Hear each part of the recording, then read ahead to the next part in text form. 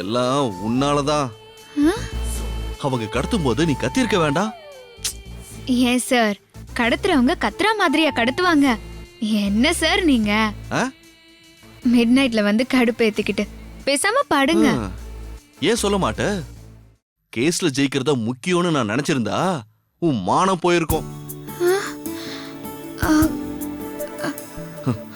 எனக்கு நான் ஜெயிக்கிறத விட நீதான் முக்கியம்.